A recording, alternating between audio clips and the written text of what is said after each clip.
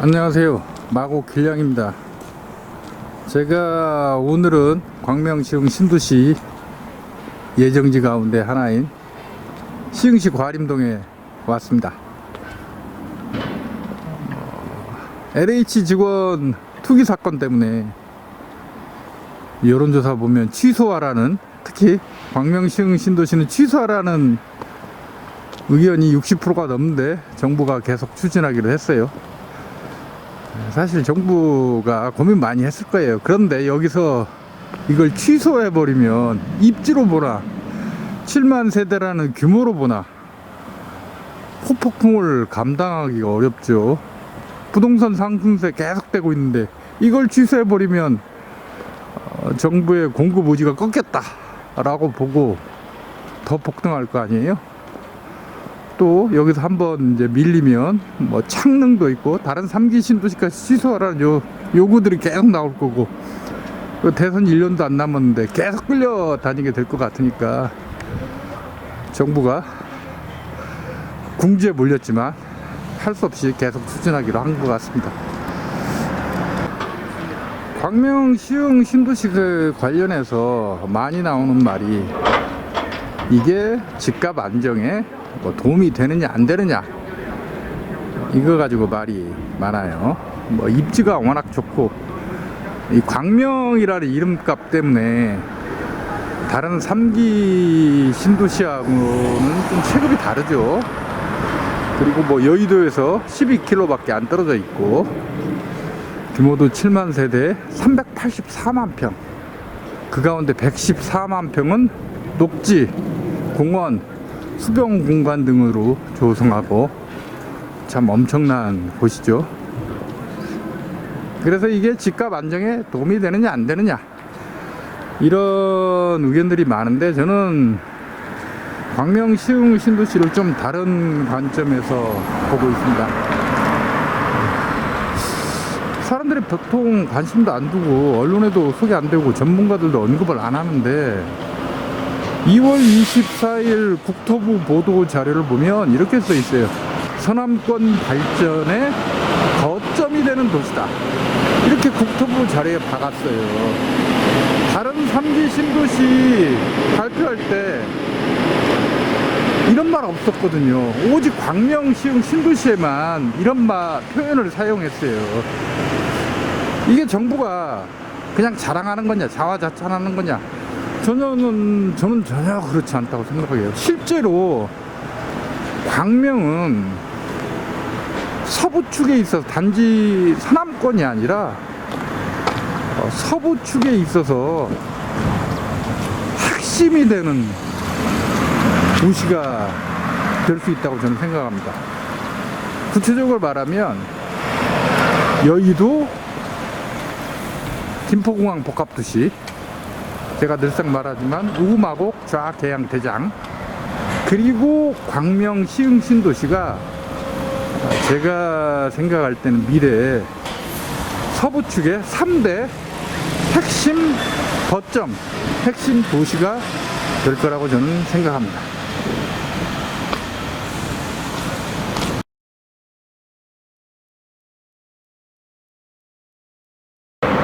여기가 광명시흥 테크노밸리 예정지입니다. 올해부터 개발 들어가나? 해서 2024년, 25년까지 완공 목표인데 총 면적이 74만 2천 평이나 돼요. 주택도 한 4,500여 세대 들어서지만 중요한 게 업무단지예요. 업무단지 면적이 40만 5천 평이나 됩니다. 광명시흥 신도시 2월 24일 국토부 보도자를 보면 자정용지가 얼마나 될지는 소개하고 있지 않아요. 3기 신도시 보면 자정용지 비율이 평균 한 15% 정도 되거든요. 384만 평이 15%면 뭐 얼마야 이게? 거의 60만 평이나 되잖아요. 그러면 광명시흥 신도시 자정용지 한 60만 평에 광명시흥 테크노밸리 업무단지 면적 44만 5천 평, 45만 평 잡으면, 와, 둘이 합치면 100만 평이 넘는데, 100만 평을 넘어버리면 이거 채우기 힘들잖아요. 근데 그게 꼭 불가능한 것 같진 않아요. 왜냐하면 김포공항 복합 도시의 경우 마곡이 업무단지 면적이 한 33만 평 되고, 계양, 대장, 자족용지 합치면 한 48만 평 되거든요. 거기다가 김포공항 유유지 개발하는 게 한 13만 평 돼요. 다 합치면 거의 94만 평, 5만 평 된단 말이에요. 김포공항 복합도시만. 그러면 광명시흥 신도시하고 광명시흥 테크노밸리 합쳐서 뭐 100만 평을 자족용지 업무 단지로 개발한다. 이게 허황된 숫자는 아닐 수 있죠. 사실상 실현 가능한 것일 수도 있어요. 둘이 합쳐도 최소한 80만 평 될 수 있는 거죠. 그래서 제가 광명시흥 신도시하고 광명시흥 테크노밸리를 합친 이 지역이 서부 축에 3대 핵심 거점이 될 수 있는 곳이다 라고 제가 말씀드리는 거예요. 보통 지역이 아닌 거죠, 여기가.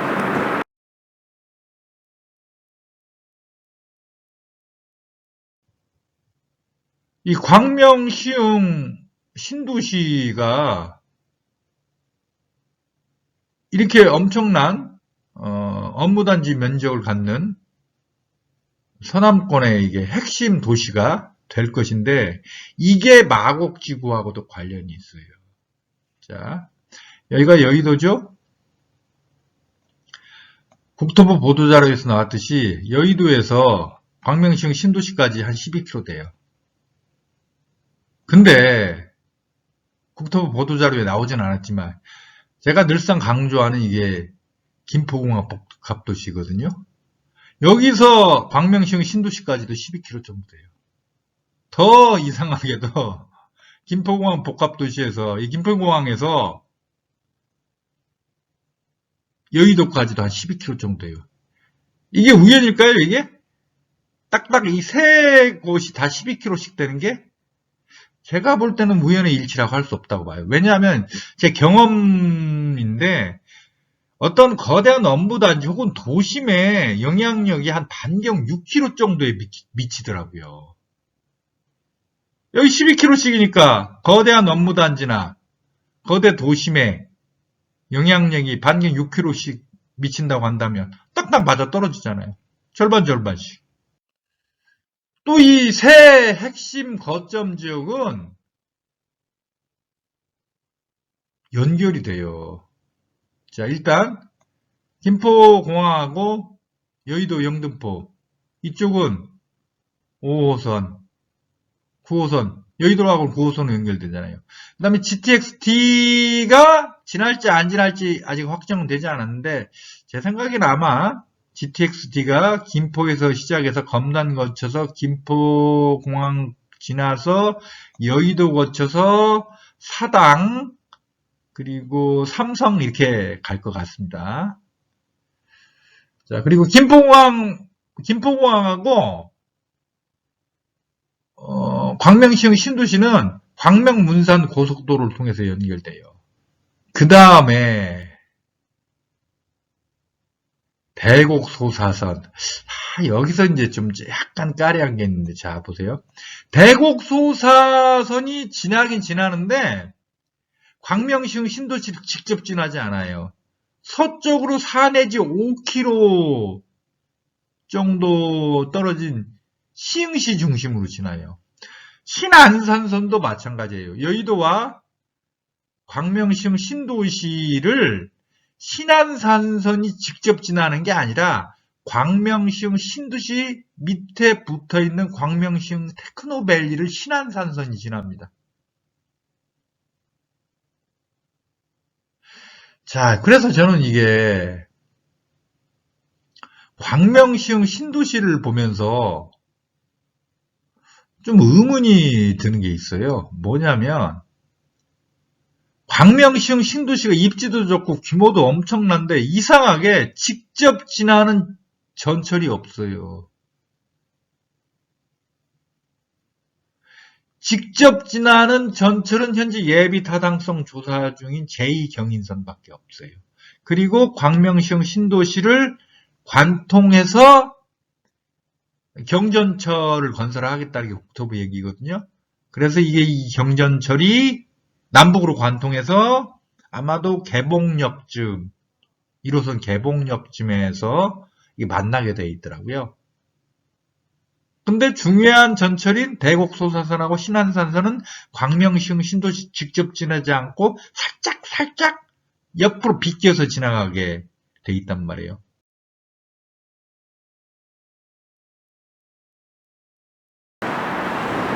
여기가 은계지구입니다. 시흥 은계지구 60만 8천 평 1만 3,200세대 규모인데 거의 다 완공됐어요.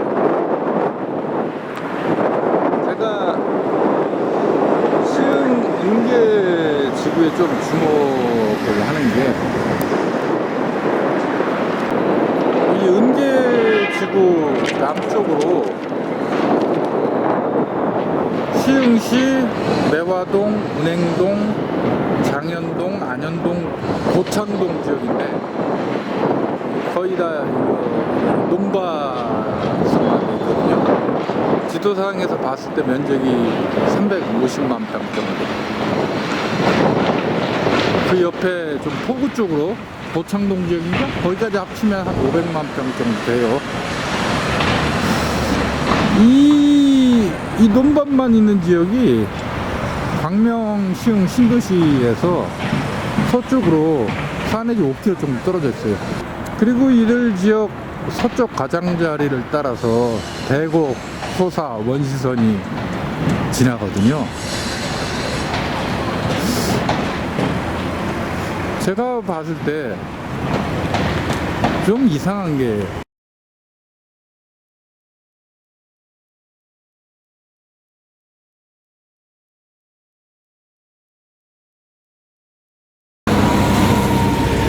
그래서 제 뇌피셜인데 방금 언급한 지역 있죠?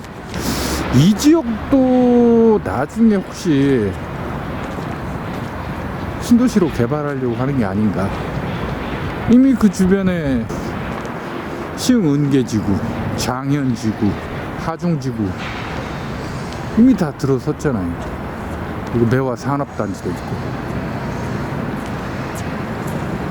아마 역시 뇌피셜이지만 제가 방금 말한 지역이 개발될 때는 아마도 광명시흥 신도시가 2028년 입주 예정이잖아요. 그거 끝나고 난 다음에, 그러니까 빠르면 2030년, 늦으면 2035년쯤. 물론 이제 그때 가서 부동산 경기, 그때 인구 감소 추세, 뭐 그런 걸, 수도권으로 얼마나 인구가 집중되는가, 그런 걸 다 종합적으로 판단해서 결정하겠지만, 지금 제 생각으로는 아무리 봐도 이들 지역 왠지 개발될 것 같아요. 그러면 광명시흥 신도시, 광명시흥 테크노밸리 합쳐서 거의 얼마야? 460만 평, 70만 평 정도 되잖아요. 광명시흥 신도시가 384만 평, 광명시흥 테크노밸리가 74만 평, 합치면 360만 평 정도 되는구나. 거기서 4 내지 5km 정도 떨어진 곳에 작으면 한 350만 평, 크면 500만 평, 500만 평 너무 큰가? 거기도 한 450만 평 한다면 둘이 합치면 900만 평. 와, 강남 처음 개발할 때 1000만 평 개발했잖아요. 거의 강남하고 맞먹는 지역이 탄생할 수 있는 거죠. 다시 한번 말씀드리지만 제 뇌피셜입니다. 제가 방금 뇌피셜이라고 말씀드렸지만 나름대로 또 근거가 있습니다. 부천 옥길지구 개발하고 난 다음에 광명 시흥 신도시 지정했다고 말씀드렸죠?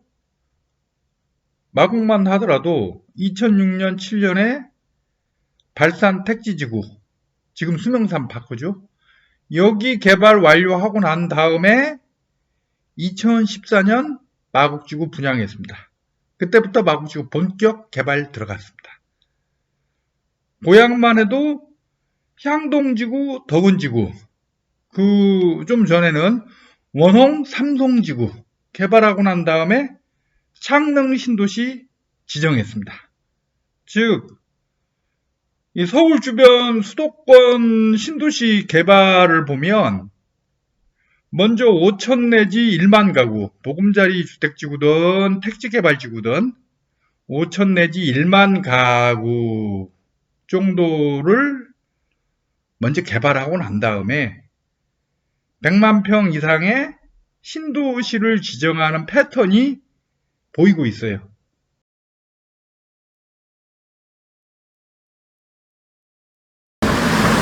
근데 이제 이런 말씀을 하는 분들이 있어요. 2000년대 중반에 버블7 시기에 경기도 평촌, 분당, 용인 등이 들어갔어요. 버블7에. 근데 그 뒤로 재미가 별로 없었죠. 상당히 가격 떨어졌죠. 분당 같은 경우도 심각하게 가격이 떨어졌다가 요즘에 이제 회복했는데, 분당의 자생력이라기보다는 옆에 판교 덕분이죠. 아무튼 버블7 시기에 잘 나갔던 경기도 도시들 나중에 힘을 발휘하지 못한 것을 보고 상당수 많은 분들이 이런 말을 해요. 지금 경기도에 잘 나간다고 하는데 광명, 동탄, 판교 같은데 버블7 지역에 속했던 경기도 지역과 같은 전체를 밟지 않겠느냐, 이런 말씀을 하시는 분들이 있어요. 근데 저는 다를 거라고 봐요. 버블7 시기에 거기에 속했던 경기도 지역은 그냥 베드타운이었죠. 당시 뭐 한국뿐 아니라 전 세계적인 부동산 폭등세에 가격이 올랐다가 나중에 이제 깔아앉았던 건데, 현재 쓰고 있는 경기도 지역, 판교, 동탄, 광명 등은 그것과는 다르죠.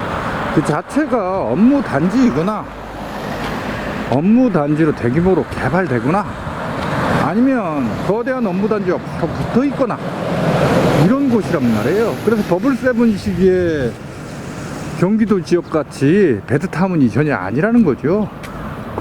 그렇죠? 그리고 국토종합 5차 국토종합 계획을 보더라도 수도권을 광역화해서 입지 좋은 곳에 핵심 거점을 만들려고 합니다. 그러니까 서울, 비서울권 이렇게 나누지 않고 수도권 전체를 통합으로 광역화한다는 얘기는 통합 개발한다는 얘기거든요. 근데 뭐 수도권이 넓이가 엄청나게 넓죠. 다 합치면 얼마 되나? 15,000인가? 13,000제곱킬로미터 되는데, 유럽의 그 조그만 나라들보다 면적이 더 커요. 이 정도면 이 지역 전체를 갖다가 다 일괄적으로 통합 개발할 수는 없죠. 그래서 수도권의 곳곳의 핵심 거점 지역을 만들 계획이거나 만들고 있거나 이전에 설정됐던 지역을 더 육성시키려고 하죠. 거기가 바로 판교, 동탄, 광명, 송도, 그 다음에 평택의 고덕, 그다음 화양지구, 화성의 오른쪽에 동탄, 왼쪽에 송산 그린시티죠. 이런 것들인 거죠. 그래서 저는 버블7 시기에 버블7에 속했던 경기도 지역이 이후에 깔아앉았던 거와는 달리 이번에 요즘 뜨고 있는 경기도 지역은 계속 그 추세를 이어갈 거라고 저는 생각을 합니다.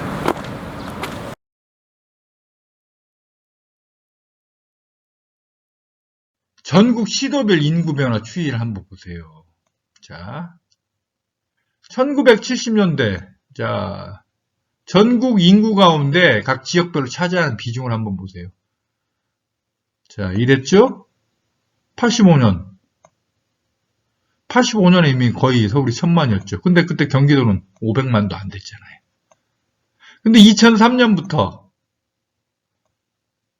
경기도 인구가 서울 인구를 앞서기 시작하고, 지금은 서울 인구는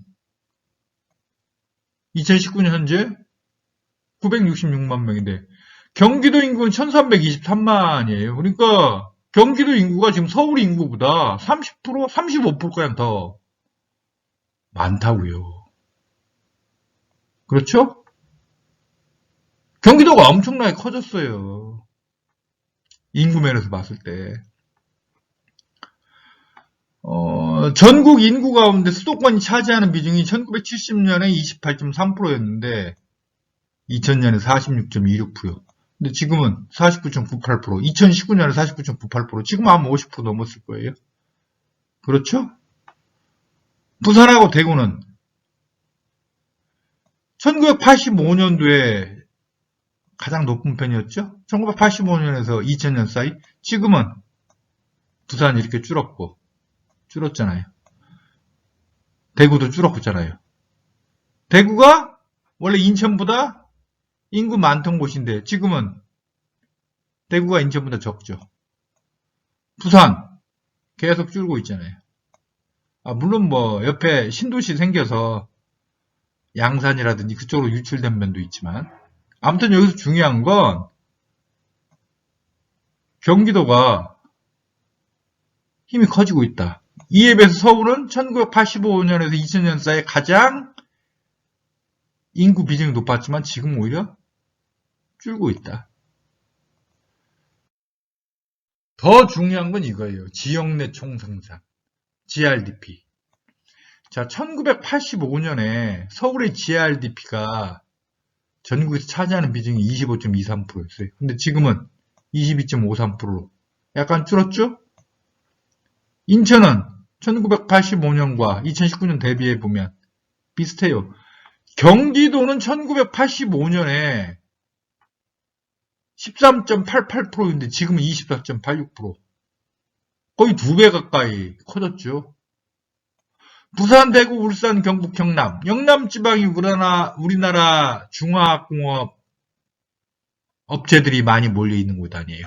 1985년에 30.42%였는데 지금은 23.14% 줄었죠. 자, 이거 굉장히 저는 주목해서 봐야 된다고 봐요. 왜냐하면 제가 항상 북카페에 글 쓸 때 강조하는 게 미래는 서부축의 시대가 된다. 제가 강조하잖아요. 자, 이게 경부축이잖아요. 경부축의 핵심이 영남지방 여기잖아요. 근데 여기가 중화학공업 위주로 돼 있단 말이에요. 근데 4차 산업혁명 시대가 되면서 옛날과 같은 중후 장대형의 산업이 아니다. 한국 산업 구조가 단속 경박형의 경쟁력을 갖는 식으로 바뀌고 있잖아요. 그렇죠? 그래서 단속 경박형 사업은 제가 볼 때는 서해안축, 서부축, 서해안축으로 지금 몰려들고 있어요. 공장 업체들이.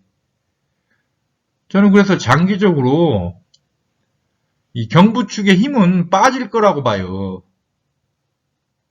경부축이라고 하는 게 기본적으로 미국, 일본과의 교역 규모가 컸을 때, 미국, 일본과의 교역이 한국 경제의 핵심이었을 때에 형성된 거예요. 그게 경부축 라인이.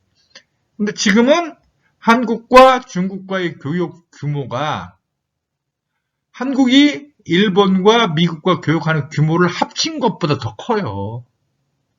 그리고 뭐 베트남이라든지 아세안 지역이라고 하죠.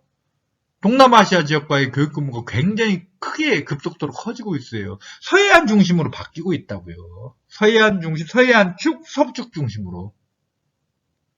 그게 여기에서도 GRDP 이 변화에서도 드러나는 거죠.